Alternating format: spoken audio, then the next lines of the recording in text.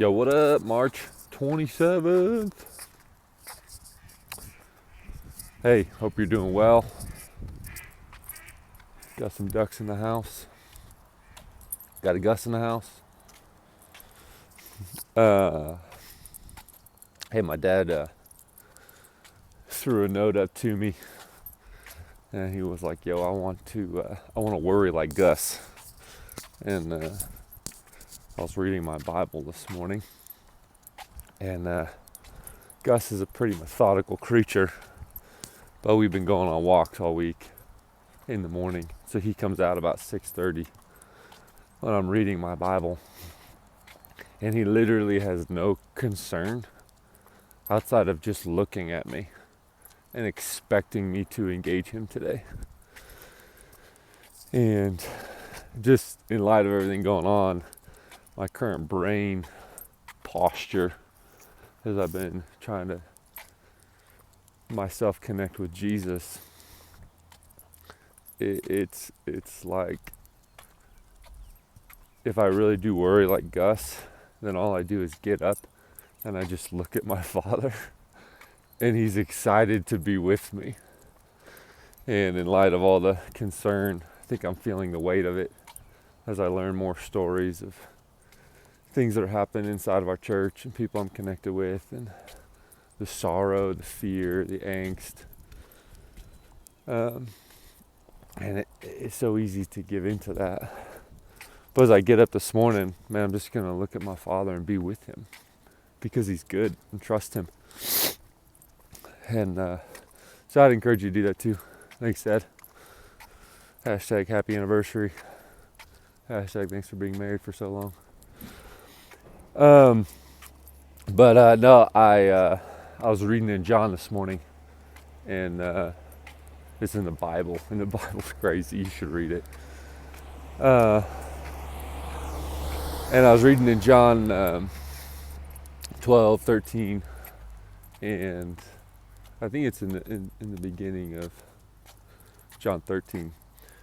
But Jesus is cruising through, coming into Jerusalem, and he tells his disciples that, unless a seed falls to the ground and dies, essentially, like, it won't bear fruit. And he goes on and talks about, essentially, this is the normal Christian life that he's inviting his disciples into, not only telling them that he's about to go die, but our normal life is not for us to hold on to our life, but it's to go out and die so that he can actually live through us. And right now, with what's going on in this crisis, this cultural crisis, there's a lot of places getting shaken in me. And I get the sense there's an invitation from Jesus to come back to the light in those places. Like, if it's fear of our health, if it's fear of our finances, fear of losing someone we love, fear of the future, like, all of those places are not designed for you to, functionally thrive and understand how that's going to work. All of those places are opportunities for us to die to ourselves and be like, Jesus' concern is not for me to be healthy. His concern is not for me to have financial security. His concern is not for me to understand my future and my calling. His concern is that whatever I do, I would do it with him and take on whatever's in front of me with the light of the world as an accurate reflection of him. And an accurate reflection of him is not this, like, carnal knowledge and understanding. Morning. It's not like this carnal understanding of our future and how we do life. An accurate reflection of him is in the darkness, i.e. today, we would reflect the light of the world, which is peace, joy, patience, kindness, gentleness. So, it's my encouragement for the morning. As you get up, get going this morning, be aware of the things that are stealing from you, are concerning to you, the things that are getting shaken, and let them go. I'm not saying be lazy. I'm not saying don't hold on to promises. But in regards to God blessing us, sure, there might be some financial blessing.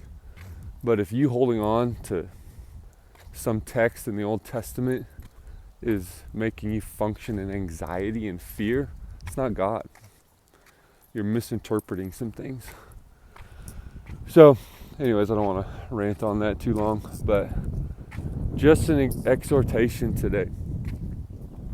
Take a moment, stop, and look at the Father and ask Him what you can expect today.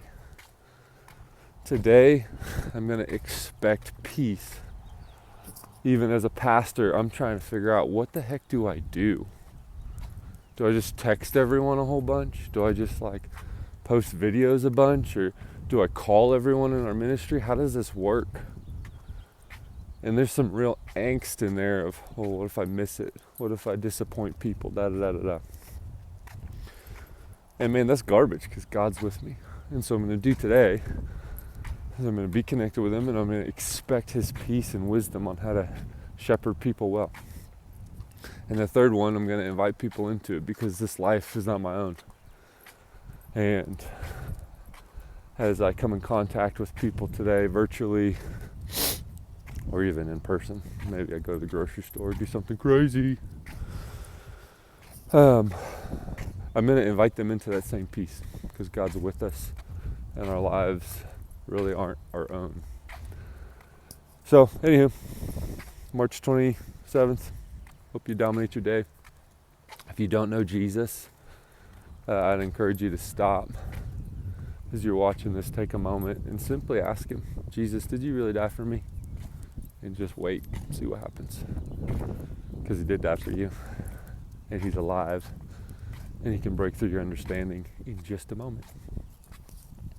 All right, pals. Don't forget to read your word today, because it's glorious. Tend to your connection with God, with people.